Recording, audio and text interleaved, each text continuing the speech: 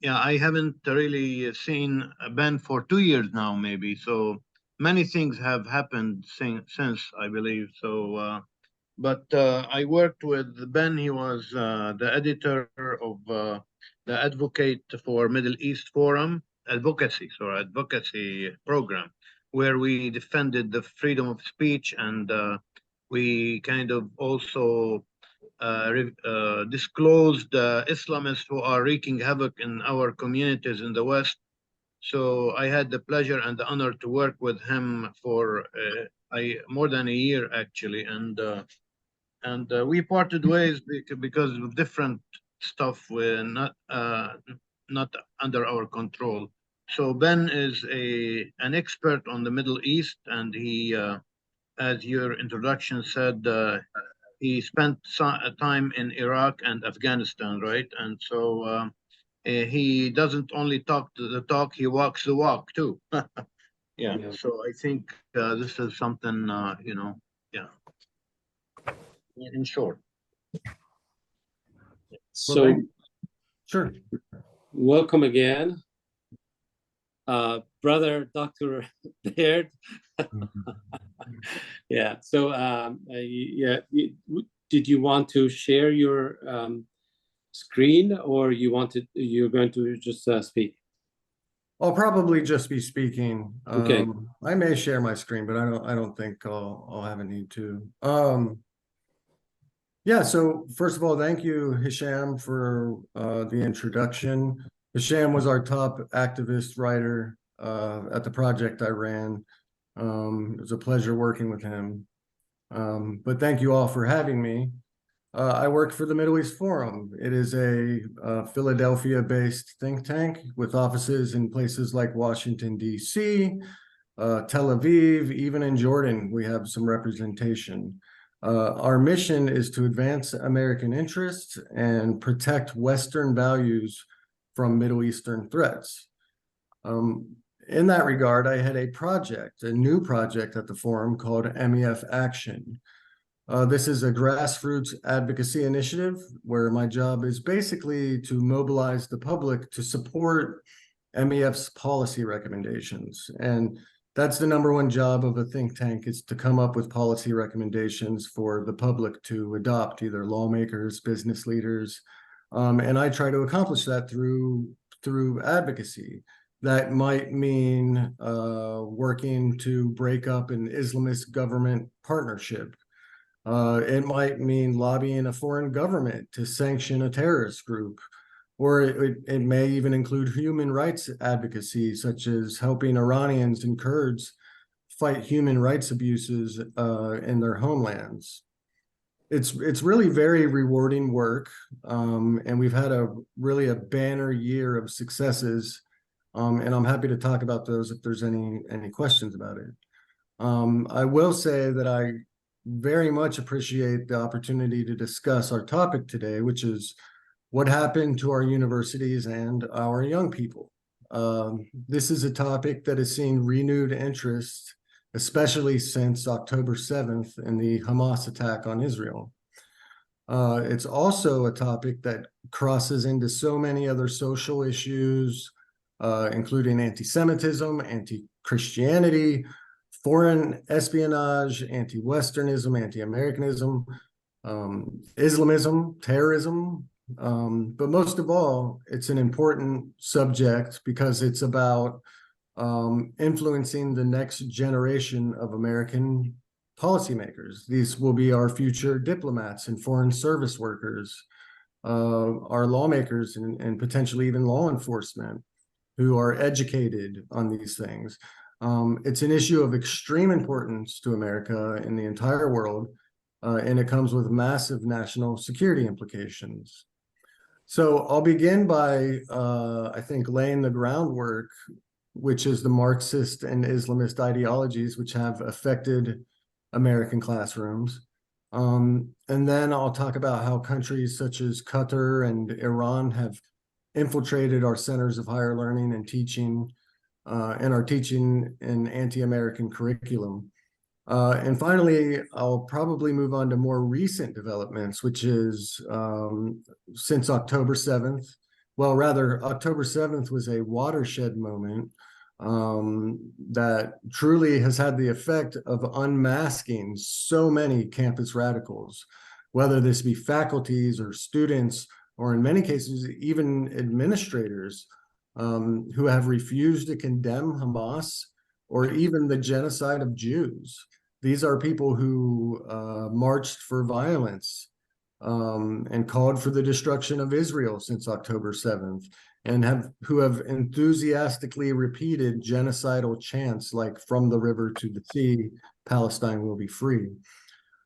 In recent weeks, the actions of students and academics have really revealed just how bad this problem has become, how our institutions of higher learning have become incubators, really, for bigotry and radicalism.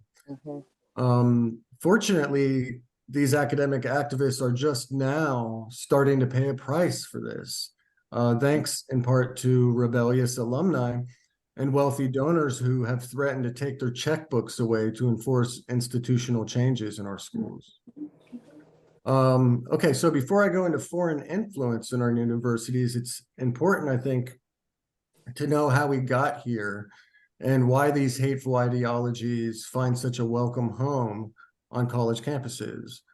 It all stems from really leftist political theories and post-colonialism. In 1978, there was a professor from Columbia University, literature, I believe he was a literary professor. His name was Edward Said, and he published a book called Orientalism that would forever change how academics studied the non-Western world. Said, who was Palestinian, argued that not only was the West this great colonizer, but its study of the world was itself a colonial project. History, literature, cultural and area and language studies, all of these fields were dominated by so-called Orientalists who, according to Said, supposedly put Western national interests well ahead of those of the colonized and the oppressed. Said argued that Orientalists were inherently racist and their scholarship was driven by feelings of superiority.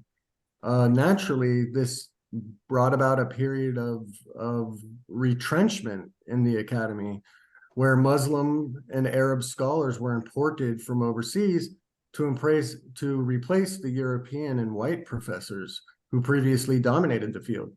Now, there certainly is an important place for Middle Easterners in the study of the Middle East. There's no doubt about that. But by providing preferential treatment for one group over another, scholarship has ultimately suffered.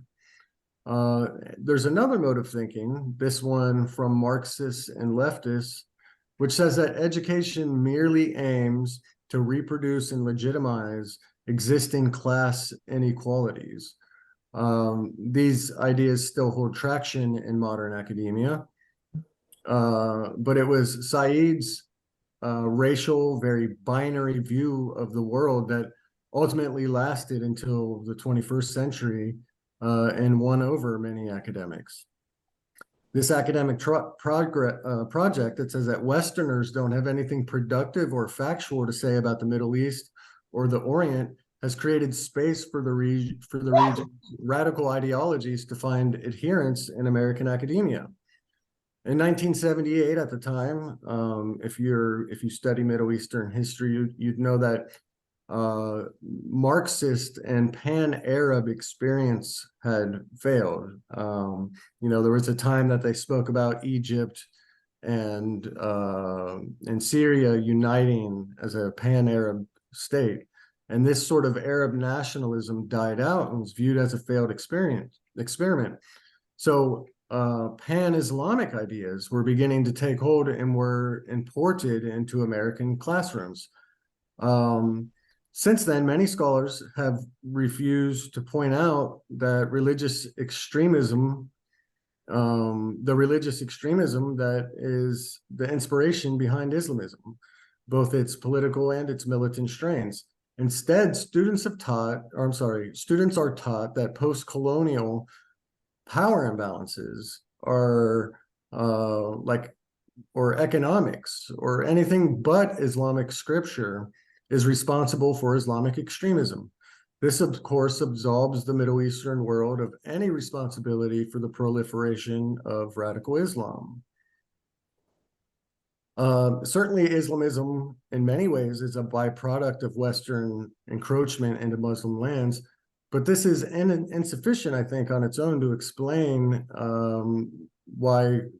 groups like Hamas or ISIS or Al Qaeda, whose ideas are really grounded in religious superiority and who are driven by complex power struggles in the region that have little or nothing to do with a Western colonial legacy. This thinking is responsible for a number of very absurd academic notions. For example, the idea that jihad lacks any military connotations and is entirely about personal internal struggles. Eating, going to the gym, striving to have better grades in school. This is the jihad that is taught in American universities. Military conquest, it is not, unless explained, of course, as a method of self-defense against invading European crusaders. So an important question to ask is how these Islamist ideas find so much traction in the academy, which is dominated by leftist and Marxist political thought, when many of these ideas seem to be wholly incompatible. In fact, understanding this leftist-Islamist alliance is quite simple in my view. It requires understanding the democratic strategy of grievance politics. That is, the very powerful allure, a very human allure, of being told that your life circumstances are not the result of your personal choices, but of a great unseen colonizer oppressor. According to this ideology, the world can be cleanly split between colonizers and the colonized, Western and non-Western, whites and people of color. Strangely, and this is another absurdity of modern academia, Jews who have faced years of oppression and political marginalization, they are categorized on the side of the privileged and the oppressors. So Islamism is accepted in leftist circles, I think, because of the importance of grievance politics and so-called intersectionality, which argues that all oppressed minorities must unite against colonizers. But this alliance is troubled by some very, I think, basic incompatibilities. Some examples: progressive and Islamist ideas about gender and women. This has manifested itself most recently in school boards across this country, where Muslims and Christians have joined forces in an attempt to demand the ability to opt their children out of sexually explicit classroom materials that teach radical gender theories. Then there are contradictory views regarding race and religion that would appear on the surface to invalidate the Islamist leftist alliance, but they do not. Reverend Shahab and I wrote about this during the George Floyd protests gripping the country, how Islamists sought to appropriate the Black Lives Matter movement and Black justice struggle for their own ends. This despite a history of stark anti-Black racism in Muslim societies, where Black people are often referred to as abid or slaves. Nevertheless, this Marxist-Islamist red-green alliance, as it is called, has persisted, and it has survived merely because of politics of victimization. So-called Islamophobia first gained widespread adherence in the Islamic Revolution of 1979 in Iran, where it started really as totalitarian propaganda as a means of demonizing the West. I have a quote here from the New Republic that addresses the term Islamophobia. It says, "The term Islamophobia serves a number of functions. It denies the reality of an Islamic offensive in Europe, all the better to justify it. It attacks secularism by equating it with fundamentalism. Above all, however, it wants to silence all those Muslims who question the Quran, who demand equality of the sexes, who claim the right to renounce religion and who want to practice their faith freely. So above all, I would argue that Islamophobia has been weaponized, and it is meant to silence debate. Islamist organizations in the US, they actually fundraise around the ever-increasing threat of anti-Muslim hate. Year after year, no matter what the conditions are, they tend to say that anti-Muslim hate crimes are rising. This topic has received, I think, pages upon pages of analysis by not only academics, but people in media and in Congress. And they use it to promote the post-colonial theories of Said and to shut down critics who offer really a more nuanced analysis of the Middle East. Okay, so now that we've discussed the roots of the leftist Islamist educational theories, we should talk about another important subject for explaining what has happened to our universities and young people, and that is the ever-growing meddling of foreign powers in American academia. For years, foreign governments have funded and imposed their foreign policy objectives on American academic institutions. The Communist Chinese, for instance, are notorious for sending researchers to American education institutions and having them steal trade secrets to take back to China. Sometimes these are serious trade secrets that are national security threats. Other times it's just stealing proprietary business information and bringing it back to China. Iran's regime has used loyal Iranian professors to build political support for a nuclear deal. There's no question that schools have long been under the sway of our foreign adversaries with little to almost no public transparency. Focusing just on the Middle East, in the 1990s and early 2000s, it was primarily, at the time, the Kingdom of Saudi Arabia that sought to manipulate academia. Places such as Georgetown University received massive foreign gifts to establish Middle Eastern studies institutions that strongly promote pro-Islamist and anti-American views. At Georgetown, this was a place called the Prince Alawid bin Talal Center of Muslim and Christian Understanding, which basically would employ Saudi-approved professors and host Muslim Brotherhood speakers and other radicals to teach US students. In 2005, Georgetown and Harvard each received $20 million grants from Saudi Arabia, which really at Georgetown allowed for the massive expansion of the Center for Muslim and Christian Understanding. However, I think it's important to note that Saudi Arabia underwent a rather radical transformation some years after 9/11. It was once the chief exporter of radical Islamist ideologies all around the world. However, Saudi Arabia, I think, has reformed somewhat since 9/11, at least when we're talking about a foreign policy perspective, and it's really become somewhat of an ally in the war on terror.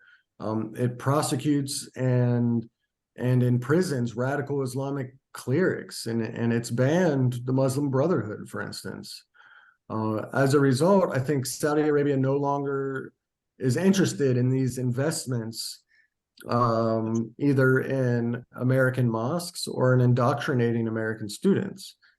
I would say, don't get me wrong, Saudi Arabia is still a huge problem in many ways, but Crown Prince Mohammed bin Salman is a genuine critic of radical Islam, and he styles himself as a reformer. So that's Saudi Arabia, but there's another country that has invested more than any other country in the world in American academia, and most people would be surprised. It's not Russia, it's not China. It's a tiny oil-rich Gulf emirate by the name of Qatar, which has given $5 billion to American colleges since roughly 2001. Qatar is a country that serves as Hamas's chief financier and is really a sponsor of Hamas terrorism. Hamas billionaires, they live in luxury high-rise apartments in Doha. They used Qatar's state-owned media arm, Al Jazeera, to promote Islamist propaganda and to demonize Jews in Israel.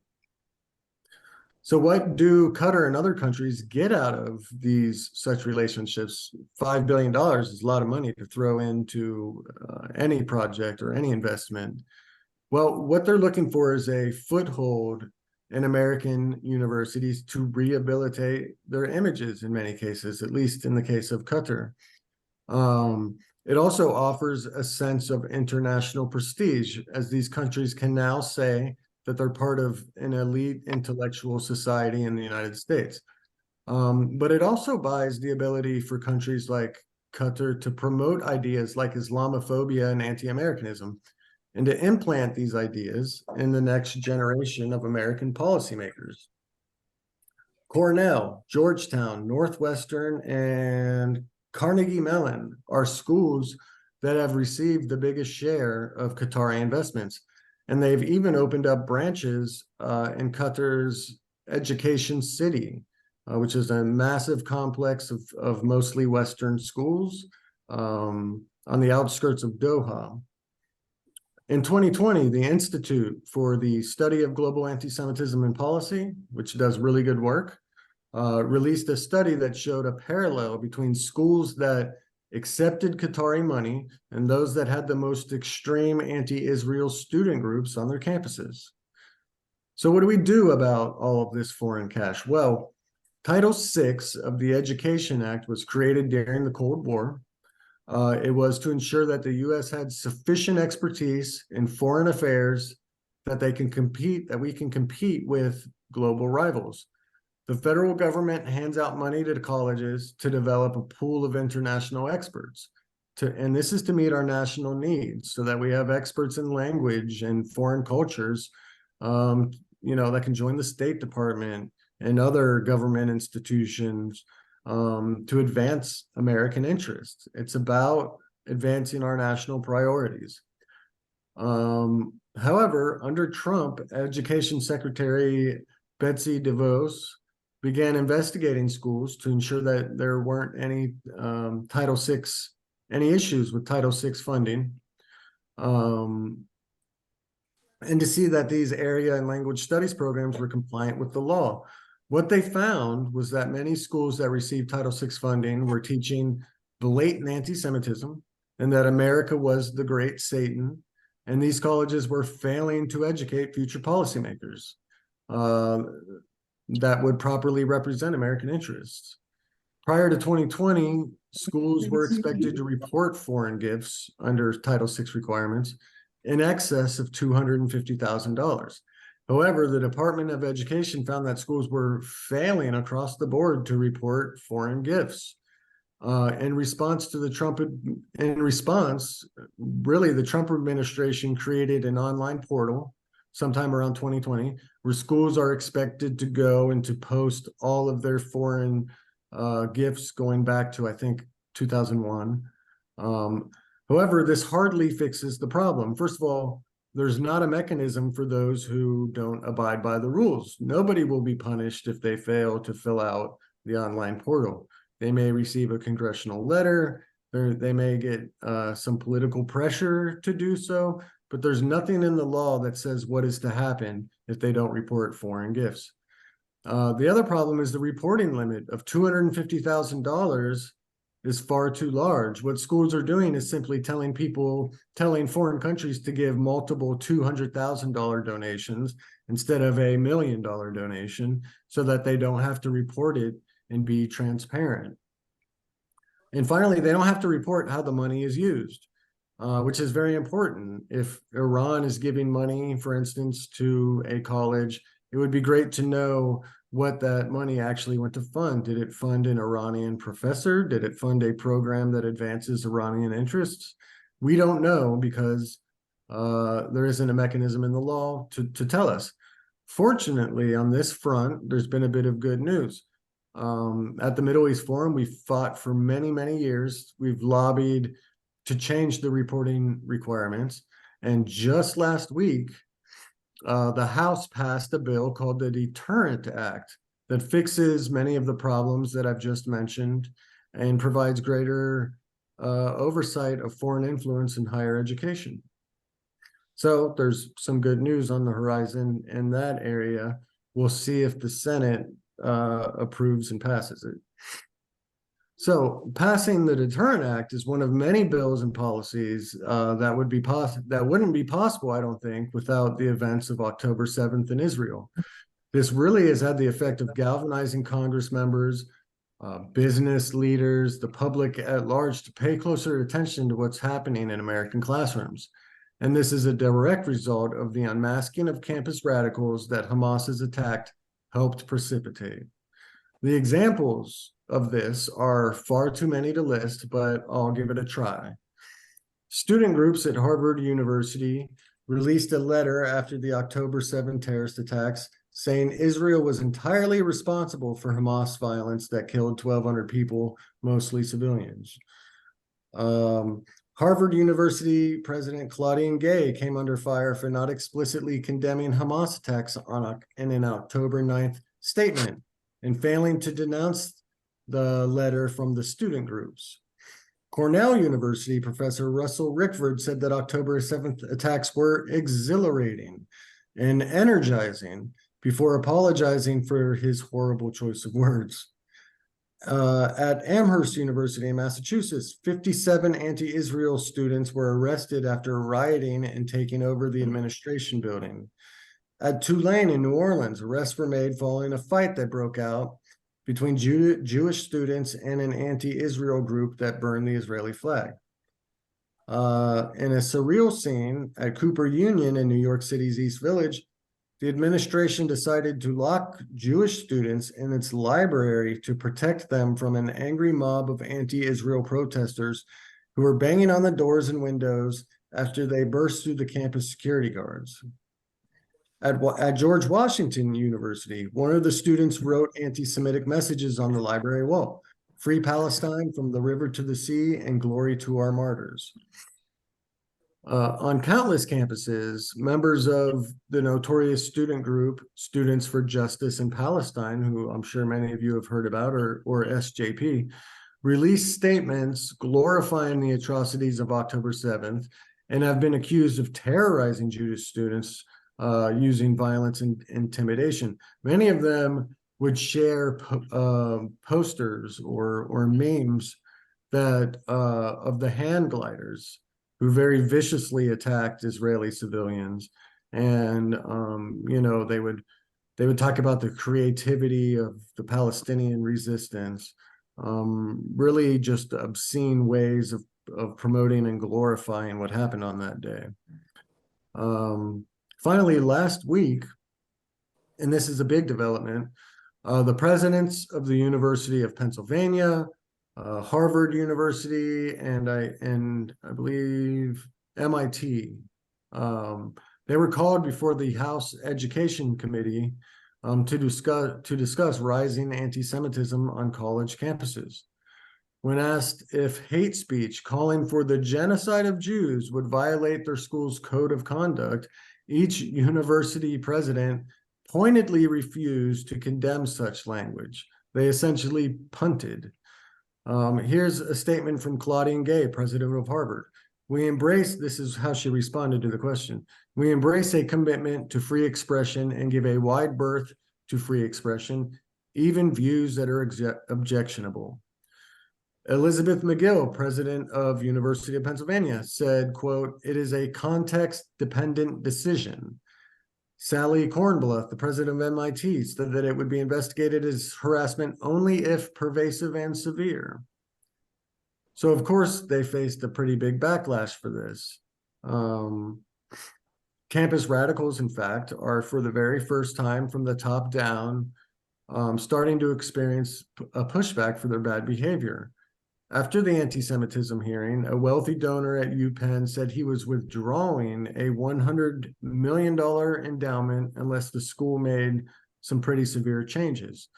Billionaire hedge fund manager Bill Ackman has led a campaign with other wealthy donors against, I believe, Harvard. I believe he's an alumni of Harvard. The Board of Trustees at Harvard recently met to discuss if Gay, the university president, should remain at her post.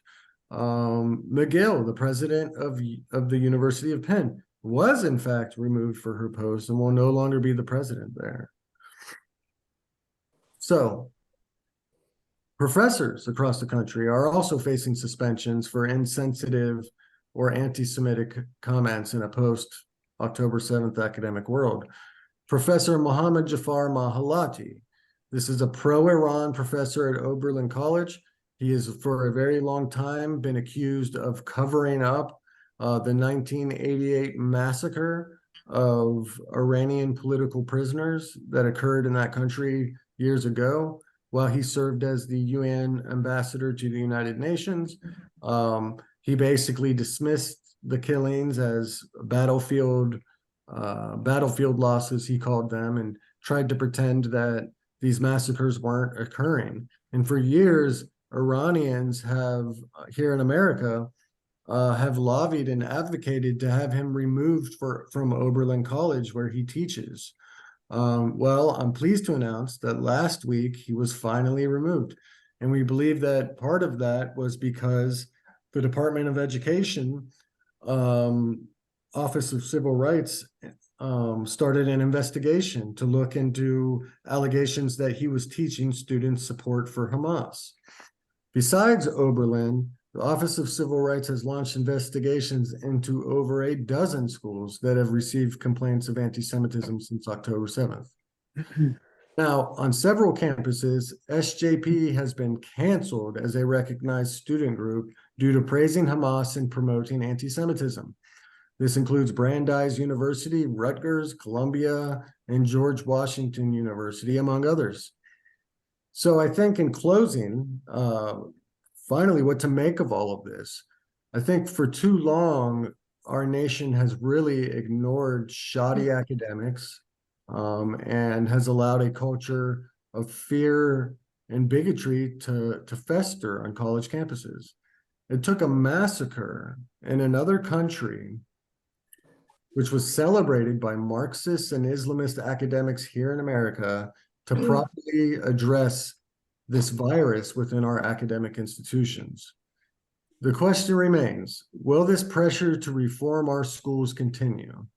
Remember, I think it's illustrative to look at post 9/11, where there were massive changes to government and security policies. We started going after terror financiers. We shut down jihadist charities. But as the years crept by, the narrative was slowly reversed. 9/11 is no longer a day, according to many, in which radical Islamists attacked America because they hate our freedoms and way of life. Rather, today, 9/11 is viewed as a day that precipitated anti-Muslim discrimination across America. Muslims are the greatest victims of 9/11, not the 3,000 victims and their families, or the thousands of soldiers who died in operations in the Middle East and Afghanistan. This is the ruling narrative of the media and academic elites. And in many ways, it's being taught not just in colleges, but in post-secondary schools here in America. And so it's difficult to have confidence that Americans will keep up the pressure on colleges to reform. Israel certainly has a challenge ahead of itself as it tries to destroy Hamas and restore order in the Gaza Strip. But as Israel becomes bogged down and turns from its military operations to administering Gaza, I don't think it's unrealistic to assume that the narrative will slowly change over time, just as it did post 9/11. And with this change, our institutions of higher learning may be lost forever. Thank you. Well, thank you so much, Brother Benjamin, for this informing talk. And now, anyone of you participants have a question, please please unmute yourself and say your question. I have a question myself, but after you. I wanted to comment, actually, not ask questions, because I have personal experience with these issues. Just yesterday, Professor Shadi Hamid, I know Ben would recognize the name, but Shadi Hamid is like a soft apologist for Islam, and he's a professor now, shockingly, at Fuller Seminary. I mean, the first Muslim to be a professor of history at Fuller Seminary. He tweeted yesterday, "We on the left bear responsibility for creating the conditions for the political attacks now being waged." He's talking about pro-Palestinian, operatives, what have you, and students. And he said the left is responsible for this cancel culture that really went off hand now, and now the right is responding back viciously, as he said. But I mean, uh, uh, unluckily, such people are creeping into our also churches, and Christianity Today, they posted an article, whitewashing Islam, and I responded they won't publish my response to it, So it's really a sad story. And we need really to work very hard to kind of respond to these challenges. I have also personal experience with Edward Said. Now, Edward Said may pause like a professor and academic, but he, in his book Orientalism, twists some of the texts he quotes out of context. And I met Edward Said twice and confronted him. One of the paragraphs that he twisted was a quotation from George Orwell. Now, Edward Said was visiting Beirut then, and I told him, Dr. Said, well, George Orwell is a humanist, and he was talking about, the evils of colonialism in Morocco, portraying a Moroccan woman carrying a pile of wood and describing it in a literary way, and he was shocked that somebody would, discover. He asked me, "Do you know, have you read Orwell extensively?" I told him I read every letter he wrote because I was a fan of George Orwell. So another shocking confrontation with Edward Said was in a theater in Beirut when he was presenting on in the influential intellectuals in the Islamic world, and he mentioned Qutb in a very highly positive way, Sayyid Qutb, the master philosopher of the Muslim Brotherhood and Bin Laden. I told him, you consider him really an intellectual? He's an ideologue. He's and he couldn't respond, So sadly, Edward Said, was a sham, if I can say, and his books, I was shocked that there is another book after The Last Sky, I mean, he talks like an Islamist, Another personal experience I'd like to share is my experience with John Esposito, who founded the Christian Islamic Understanding Center. In the beginning was called Hasib Sabbagh Center. Hasib Sabbagh was a Christian Palestinian millionaire who gave him $1 million. So he named the institution at Georgetown after Hasib Sabbagh Center, And John Esposito was a Catholic monk who did a PhD and then fell in love with Islam. He didn't convert. And Esposito misunderstands Islam to the limit, sometimes intentionally, sometimes unintentionally. Like in his first book, he mentioned that Saddam is an Islamist, I mean, in the 90s, before the fall. I mean, that's really terrible, And then he promotes Karen Armstrong, who's really kind of portrays the Prophet of Islam. And Muhammad, yeah, whitewashing Islam and Muhammad biography. Yes. Yeah. So what I'm saying that Al-Walid bin Talal gave him $10 million after 9/11. So he changed the name of the institution from late Hasib Sabbagh, center to Al-Walid bin Talal, how could you trust somebody who could be bought, you know? I mean, I met him twice, Esposito, and I mean, he didn't strike me as you know, a genuine scholar, you know? So, Mhm. really kind of these things changes in our nation that we need really to stand up for and work very hard, you know? Thank you very much. Just want to say. Thank you, Pastor Hisham. I have a question that is not particularly today's topic. However, I would like to ask it anyway. But meanwhile, all of us, all of you on the meeting, if you have a question, please unmute yourself and say your question. So until then, my question is, the United Nations and seems and sounds to be very much on board with this leftist Islamist narrative and view on the Arab-Israeli conflict. How did that happen?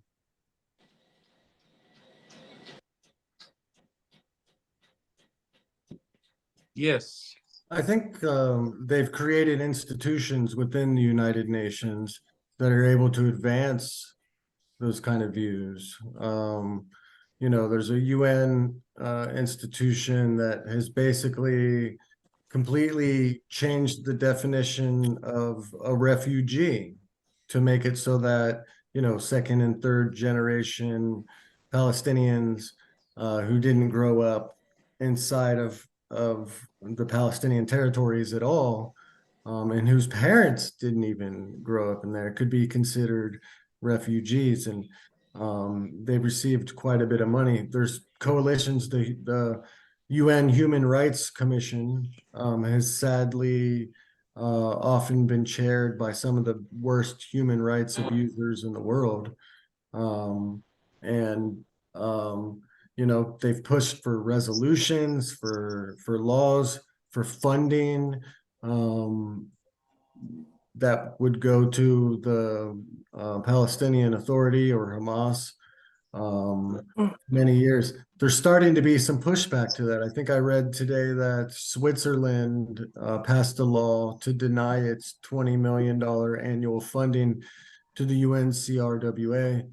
And I think that Germany did the same. It withdrew a $200 million annual budget that it gave to the UN. So, yeah, I think they've been, Islamist thought has been a part of the United Nations, anti-Israel, anti-Semitism, as a result of institutions within the UN.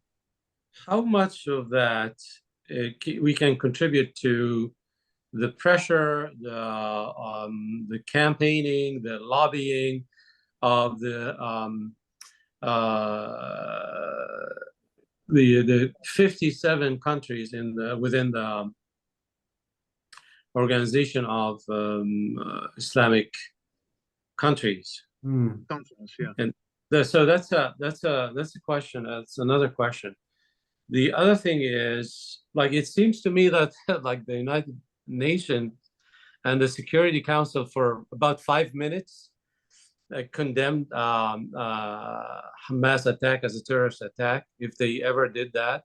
And then now all we hear from the Secretary General and the United Nations Security Council is condemning Israel. And the story is the story of what is happening in Gaza, and which seems to, like, the source of this would be actually Hamas government itself, like the news that are coming from Gaza. So would you comment on that? Sure. Well, first of all, I think the gosh, what's it called? The OIC? Yeah, they do put enormous pressure on the United Nations. Their member states tend to vote in alignment on many issues. Fortunately, the United States has been able to veto some of their more radical proposals.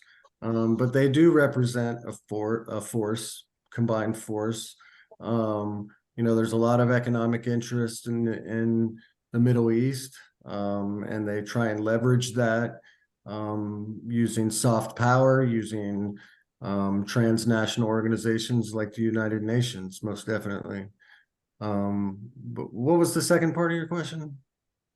This is more or less the first question. It's like very briefly, the United Nations acknowledged Israel's right to defend itself, and then like very, very quickly the narrative changed, and it's all as it has always been the past like few decades. It was the resolutions were against Israel. So yeah, more to add to that. Yeah, no, that was just their obligatory statements that they had to make to condemn. That's kind of the same thing we see from some American politicians who put out statements on October 7th before the blood had even dried on the victims in Israel to say that, like, yeah, this is a bad thing, but Israel kind of asked for it. With Hisham and 18 other people.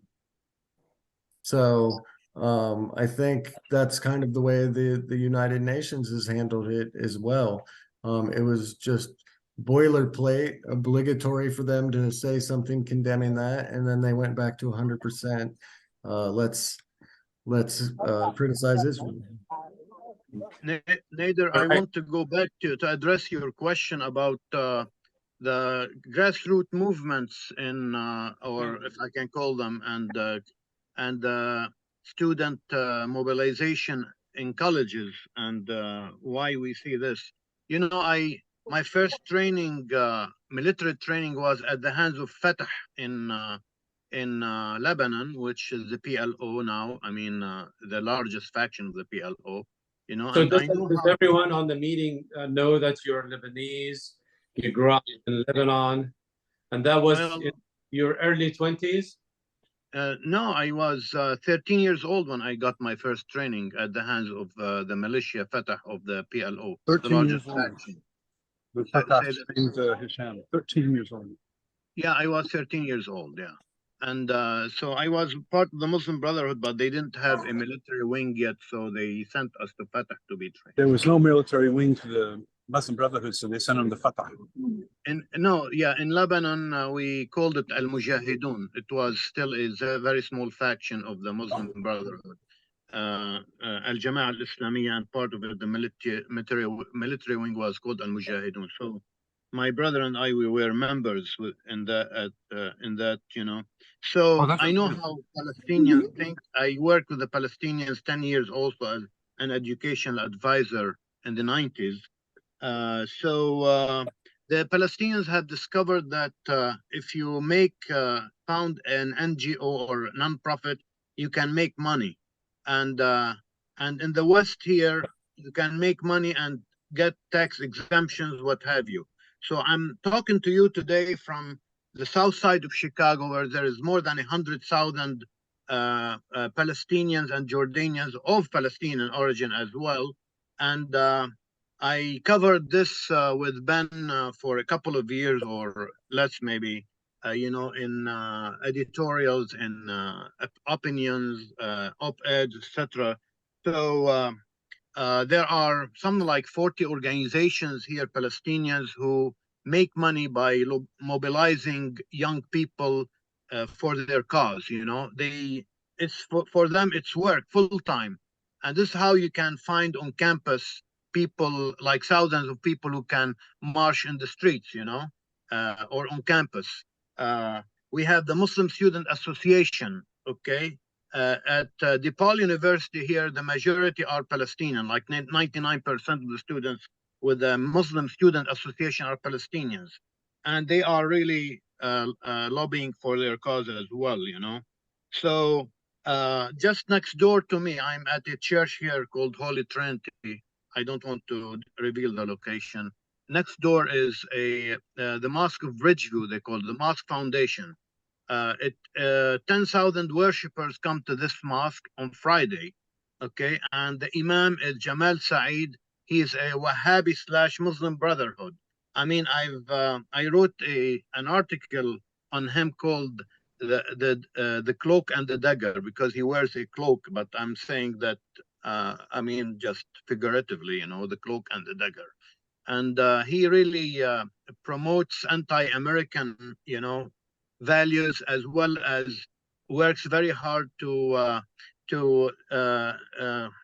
prevent immigrants from assimilating the American culture.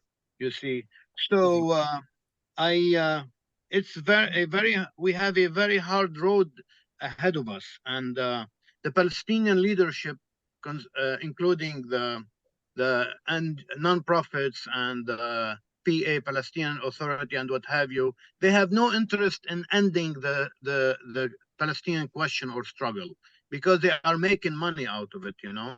Mahmoud Abbas, Abu Mazen has a private jet now, you know.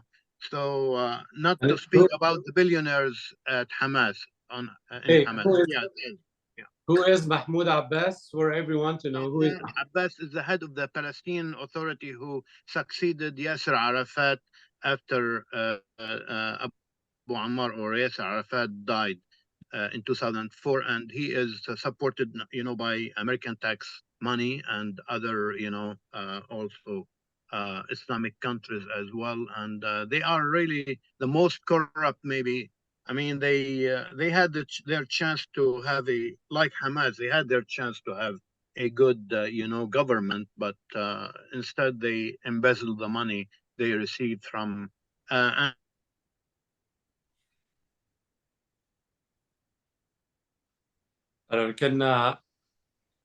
Can everyone hear me? Yes, because we seem to have lost Pastor Hisham, but he will be coming back. But anyway, anyone else? Did you? If you have a question, please unmute yourself.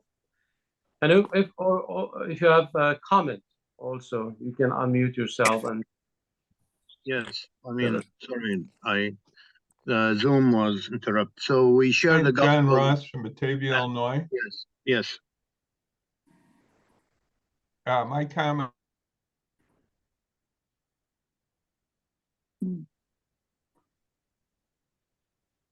We can't hear you, Brother John Ross. Nationalist. I can think about the Charlottesville incident. What was the line?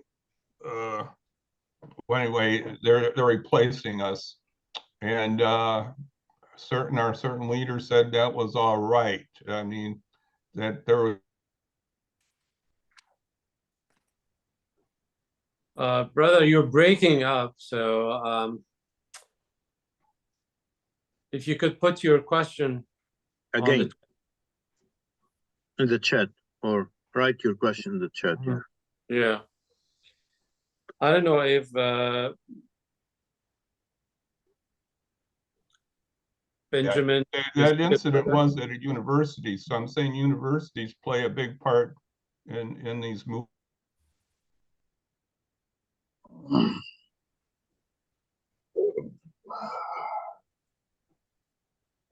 I mentioned the Muslim Student Association. It was founded in 1963, and they have chapters at all colleges, you know, so they work very hard, you know, to radicalize new you know, students, and so they work day and night, you know. Now they have also Muslim chaplains, you know, that are you know, kind of promote their ideas and ideology, and they are, you know, like here at DePaul University, the chaplain is a Muslim Student Association, you know, counselor or member, you know. So that's just a, you know, an example of what we have, you know, and they are very brazen, very vocal, and they really like Rutgers. Ben mentioned that the Students for Justice in Palestine was banned because they were, interrupting admission meetings and telling the parents not to, sorry, that University of Chicago, and telling the parents not to enroll their children at the University of Chicago because it doesn't really support BDS. BDS is boycott, divest, sanction. Means boycott Israeli products. Israeli products and divest from all the investments in Israel. I mean, foreign Western investments as well, and churches as well, and sanction. Yeah.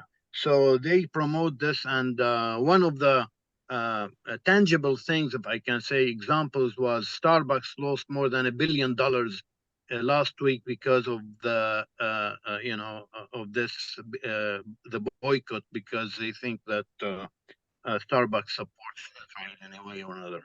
Yeah. Mm-hmm.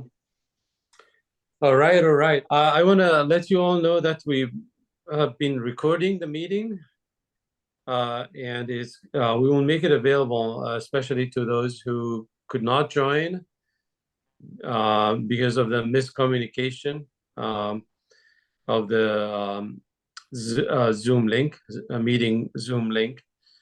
And one last chance, if you have a comment or a question.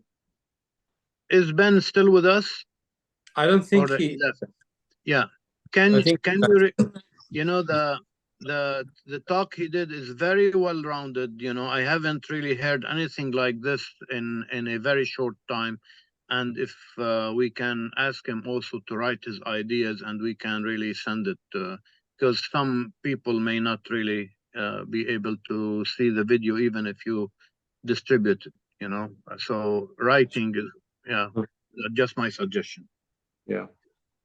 Brother Vance, you have something to say or ask? Yeah, I was just going to say it was very encouraging to hear some of the things that are, I mean, some of the terrible evil that's happened, but I feel like it's really encouraging to see that there has been some response from, maybe that people are becoming aware of things, and especially looking at funding at the universities. I think that has become really a bigger issue. You hear about it in the news now. So it's just good that we're, I thought it was funny. Maybe it was a congressional thing, and they were saying, well, yeah, they give money, but that doesn't have any influence on us. And I thought, I mean, how stupid do you think people are? People that give you money, I don't care who they are, it has some influence on you, even if it's the Coca-Cola company or anybody. I thought it was just like, I don't know, to me, that was just kind of humorous, but I don't know. Hopefully most people are like me and they look at that and say, what do you mean people give you money and has no influence on you?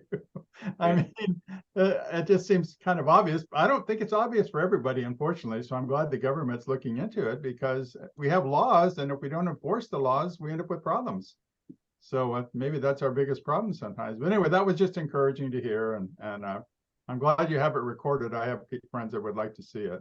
Why isn't he do something public, or has he does something on Twitter or YouTube or something else, or is he? You can find his writings all over. If you Google him, you'll find his writings.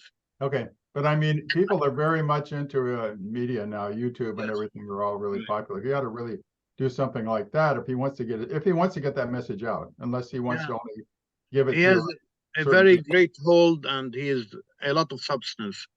I want to say that I have a friend pastor in northern Wisconsin. He says, if the gospel can make the Vikings peaceful, it could make any people peaceful, whether they are Palestinians or Israelis or Italian or Poles, what have you, So I think Jesus, the answer, is a real answer, I mean, I was called to faith in Jesus Christ when I heard love your enemies after my brother was killed by a Christian militia, So salvation is personal, salvation and reconciliation as well.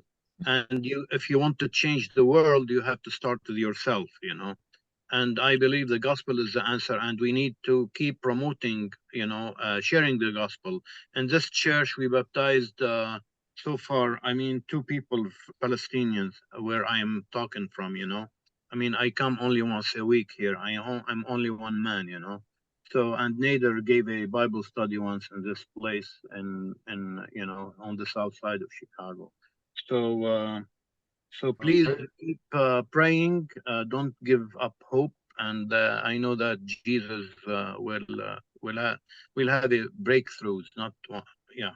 Man. Yeah, I mean, Amen. I have our hope, a, our I hope have is in a, Jesus, of course, that we need to keep our focus on that. And I appreciate talking about, you know, Fuad Masri just sent out a sticker, says, no Christ, no peace, you know, and it's KNOW, but the NO is different, you know.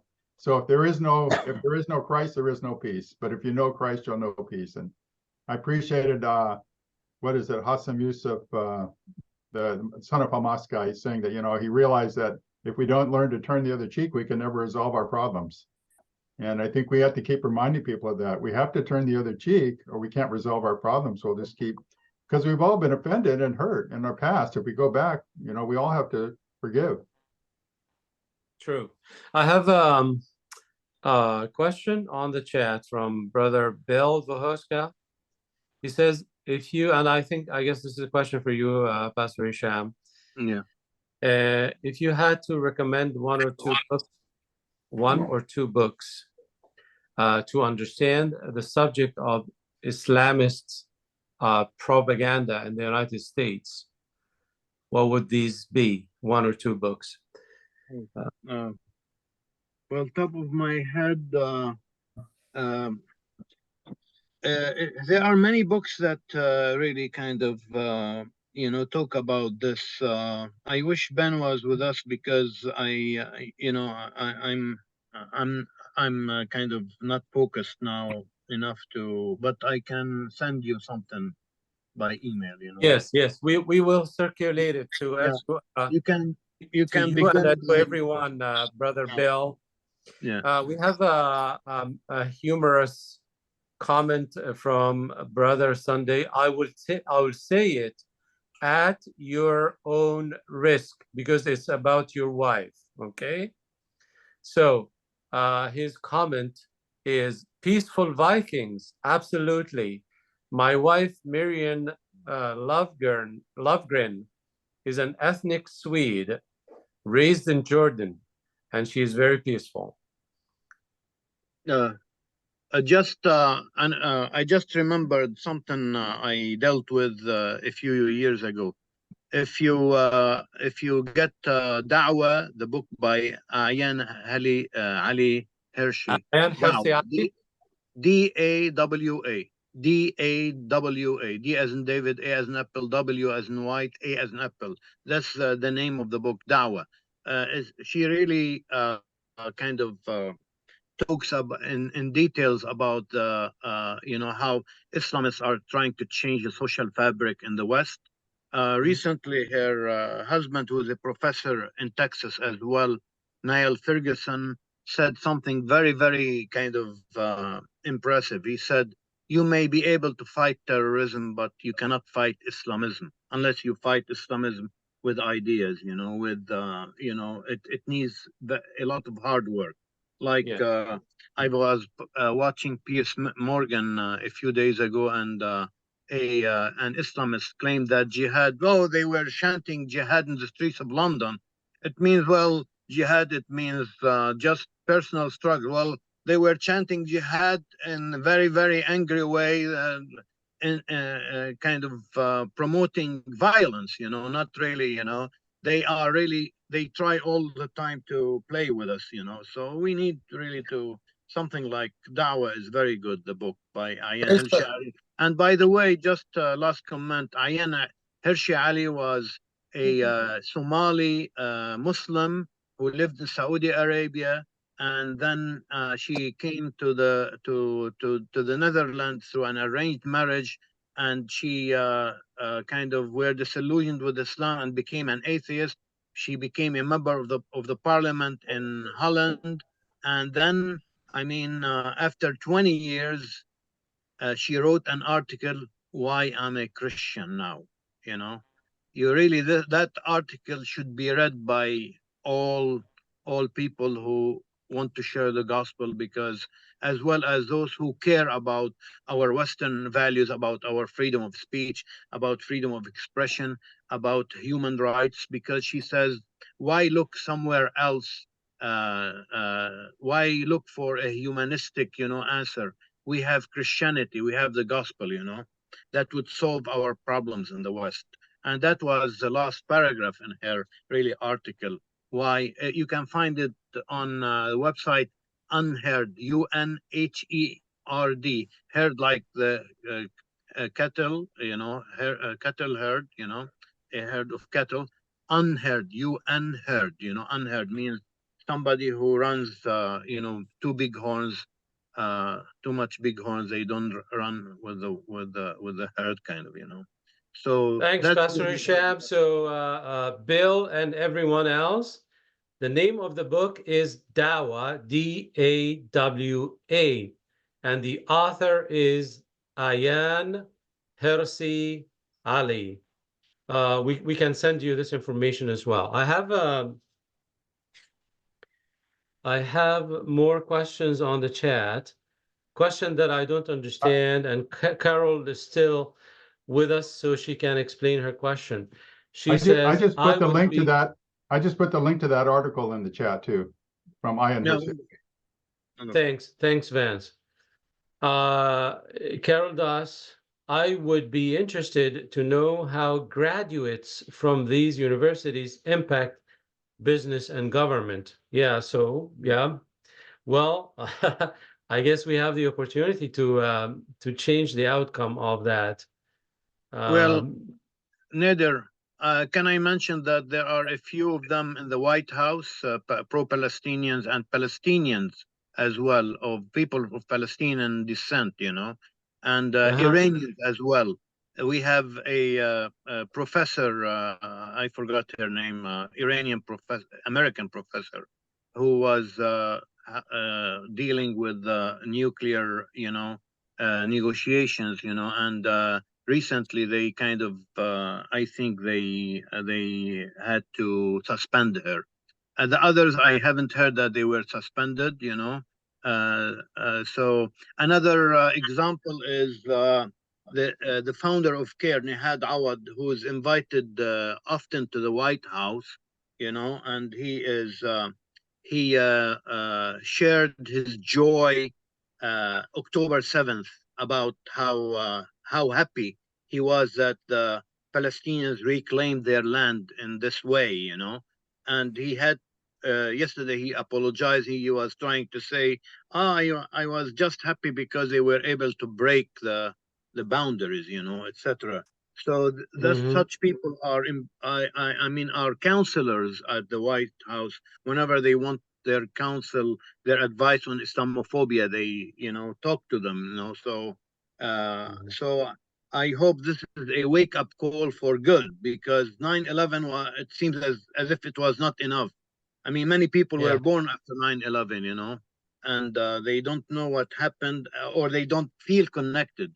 I feel connected because I visited the Twin Towers before it fell, but I'm saying that in addition to what I stand for as an American citizen now as well, but I'm saying that we need really to spread awareness and etc. Yeah. Well, the good Thanks, news is Pastor that Hisham. I want to let you all know that Benjamin Baird, he kind of was disconnected and unable to join again, but he was trying. So on behalf of all of you, we thank him. And Vance, you had something to say, or someone was started to speak. Yeah, I was just going to say that the good news is that a lot of these comments people have made are not going to go away. So they're going to haunt them for the rest of their career. And they need to, because they've exposed what they really think. And that's a good thing about, I mean, I don't believe in the cancel culture, but I believe, it's helpful for people to be able to go and point a video and say, look at what this guy said, and it's like, why is he in the White House? I think it's going to be hard for him to be in the White House in the future. Yeah. And anyone from Michigan on the meeting? No, but here some of you are close, like Illinois, and so I'm sure you're aware that the Islamists We who prayed for control. Ted Barham in Michigan. Yeah, I'm sorry. we Yeah, prayed so for the Ted Barham Islamists who faced who the council control on Tuesday. the Muslim voting power are openly threatening Joe Biden, and they call him Genocide Yes. Joe, and that they were gonna abandon him in the primaries if he doesn't change his policies, foreign policies immediately. So yes, the outcome, it's an open question, I would say. Whatever like happens in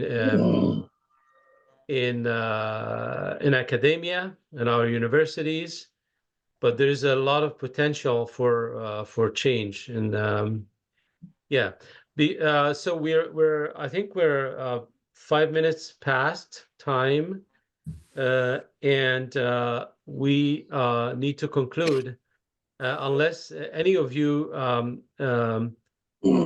have a comment or question before we part. Thank you, Nader, for arranging this. You're very welcome.